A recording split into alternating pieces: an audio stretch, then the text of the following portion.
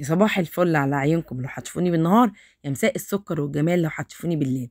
وصفة النهارده وصفة كلنا بنحبها صغيرين وكبار. انا عن نفسي لما عيلي بيجيبوها انا بعشقها كده وبفضل اخد منهم. ايه هي يا رشا؟ الميني مولتو.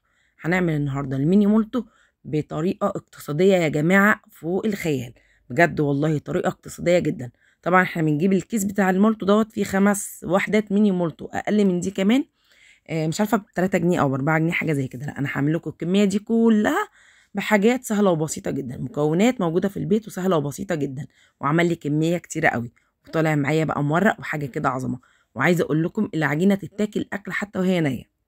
إيه رأيكم؟ باظظ باظظ، ما فيش أحلى ولا أجمل من كده. وفّري واعملي كل حاجة في البيت، وعايزة أقول لكم إن عجب ولادي أو يعني قالوا لي أحلى من اللي إحنا بنجيبه من برّه، تتخيلوا؟ طبعًا الأطفال بيبقى عاجبها حاجة برّه أكتر، وبيقعدوا بقى كده يقولوا لنا لأ ويقلّسوا ده بتاع برّه أحلى. لأ والله بجد وبأمانة عجبهم جدًا، جدًا، جدًا المولتو بتاعي. يا رب إن شاء الله كمان يعجبكم. يالّا نشوف بقى الطريقة معانا. عندي هنا كوباية زبادي أي حجم، دي اللي هي الحجم اللي هي المتوسط، عليها كوباية دقيق. طبعًا لو لقيتيها العجينة ملزقة معاكِ خالص هتضطري تحطي بالمعلقة، يعني مش هنحط دقيق كتير، تخلّي جنبِك كده نُص كوباية دقيق وواحدة واحدة. يعني معلقة، معلقة مش كتير. وبرضه العجينة عايزاها ملزقة. معايا هنا معلقة سكر، ذرة ملح، معلقة بيكنج باودر. طبعًا دوّة ما فيش أحلى ولا أسهل من كده.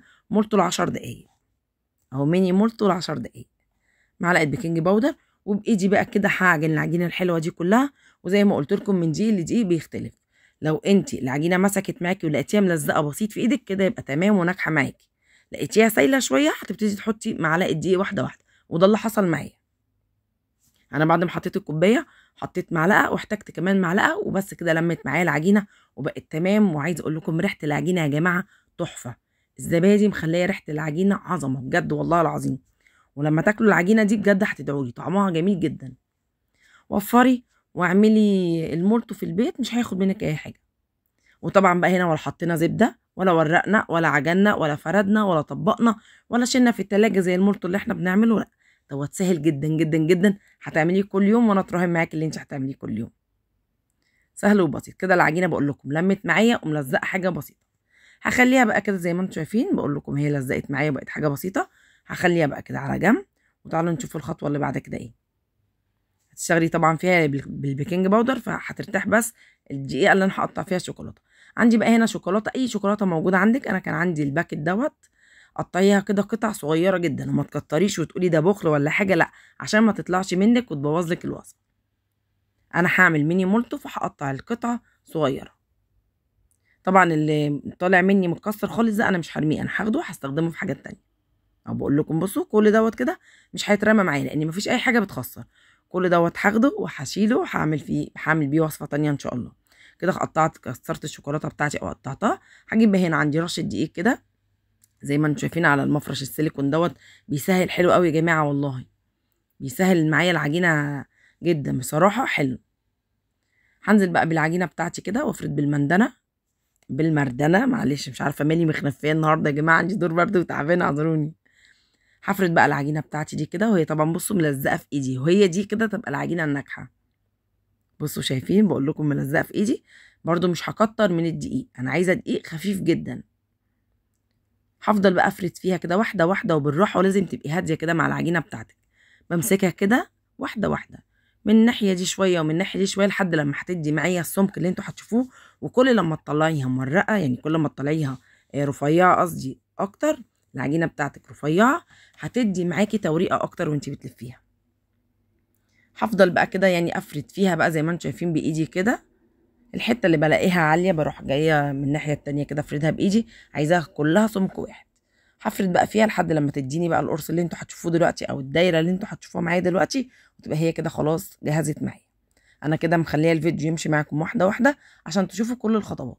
سهل جدًا ما خدش مني أي حاجة، وأنا واقفة عملت وخلصت وكله كده في ثواني، ما خدش مني أي حاجة. باقول لكم بصوا أنا فردتها كده. هنقطعها بقى زي ما بنقطع البيتزا، بالسكينة بقطعة البيتزا بأي حاجة. قطعيها إرباع وبعد كده الربع ده هتقسميه على 2. وبما إن أنا كنت هاعملهم ميني مولتو فعملته قطع صغيرة جدًا.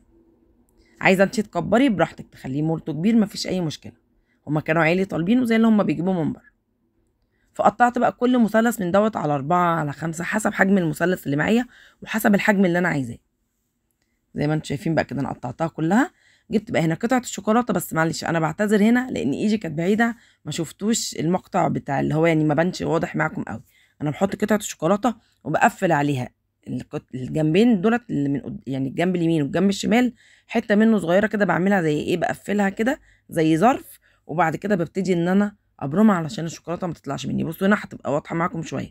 جبت الجنب ده على الجنب ده على الحته اللي فوق، وقمت لفاها كده، وانا بقى بلف بشد بايدي بالراحه بالعجينه. بصوا بمط العجينه بايدي كده زي ما انتم شايفين، بمطها علشان خاطر تطلع معايا مورقه. الحته دي عندتني قوي، كل شويه تتفك. شديها كده ومفيش. ايوه اجمدي يا رشا. اعملي بقى، كملي الكميه بتاعتك دي كلها كده، ما خدتش مني ثواني. بصوا من هنا باخد الجنب ده على الجنب ده كده، البوزه دي على دي، واقفل من الحته اللي من فوق، وابتدي ان انا اشد معايا واحده واحده بالراحه. لازم تبقي كده هاديه على العجينه. ادي بقى رشه دقيق على ما اخلص كل الكميه معايا. عملت لي الكميه الكتيره دي ما شاء الله اللهم بارك، كل ده بكوبايه دي وكوبايه زبادي. كده بقى انا كنت حاطه زيت بتاعي يسخن، وطبعا انا مش هحط بقى زيت. هتقولي طب ما انا هوفر من المولت واحط زيت. لا، انا حاطه هنا حبه زيت صغيرين واستخدمتهم بعد كده، عملت زلابيا بيهم وعملت بيهم يعني حاجه تانية. الزيت كان نضيف، ما كانش فيه اي حاجه، استخدمته مرتين بصراحه. هنا جيبي بقى حله صغيره، طاسه صغيره، هي الطاسه دي كانت غويطه، فانا كنت حاطه فيها حبه زيت ان هو يعني ايه ينزل معايا المولتو كده، ايه يتقلى حلو في الزيت. هيتقلى بقى معايا كده زي ما انتم شايفين. هقلبه بقى لما يمسك نفسه شويه كده، وزي ما قلت لكم انا كنت عامله الحجم صغير لان انا حاطه له بيكنج باودر، فعارفه عامله حسابي ان هو هينفش كمان معايا. بصوا ده حجمه الضعف. شايفين الجمال والحلاوه. هسيبه بقى لحد لما ياخد اللون الذهبي الجميل الغامق اللي انا عايزاه، وكده يبقى خلاص معايا. وقدميه بألف هنا. ما خدش برده مني خالص وقت خالص على النار، استوى معايا على طول، طالع معايا مورق وعظمه بجد. بجد يا جماعه جربوا الوصفه دي وهتدعوا لي دعوه حلوه من قلبكم. ايه رايكم؟ بصوا يا جماعه بقى اللون الذهبي العظمه ده، اديته بقى تقلبتين كده، وبدات ان انا اصفيه وطلعته على مصفى. يعني اخدته من المصفى دي، ما كانش بصراحه نازل، ما كانش فيه نقطه زيت بصراحه ربنا خالص. وخديه ما تحطوش على ورق مناديل، حطيه على مصفى. بصوا يا جماعه ما فيهوش ولا نقطه زيت بامانه الله. يا رب بقى الفيديو يعجبكم، والمولتو بتاعي او الميني مولتو بتاعي يعجبكم، وحطوا لي بقى لايك كده، واكتبوا لي كومنت حلو كده منكم ليا، بجد بتشجعوني بتخلوني استمر واكمل. بحبكم في الله، وبحب كل حاجه حلوه اعملها تبقوا انتم مشاركيني كده فيها. على فكره انا كنت اول مره اعمل المولتو ده، وبرده عملته معاكم، ولو كان هيبقى فاشل كنت هقول لكم، ولو كنت يعني لما طالع معايا ناجح ونجح كمان مليون المية، انا قلت لكم. انتوا عارفين ان انا في الوصفات بتاعتي امينه، وبقول كل حاجه بامانه ربنا. اذا كانت وصفه بايظه انا بقول باظت مني، اذا كانت وصفه ناجحه مليون المية زي دي انا بقولها. بحبكم في الله وبستمتع جدا وانا كده بسجل لكم الفيديو وبتكلم معاكم. ربنا يخليكم ليا احلى اخوات واحلى متابعين. انا بيكم بكبر، وربنا ما يحرمني منكم ولا من كومنتاتكم السكر اللي زيكم. اشوفكم في فيديو جديد، والسلام عليكم ورحمه الله وبركاته. استمتعوا بقى بالميني مورتو بتاعي، وبقول لكم بازز. سلام.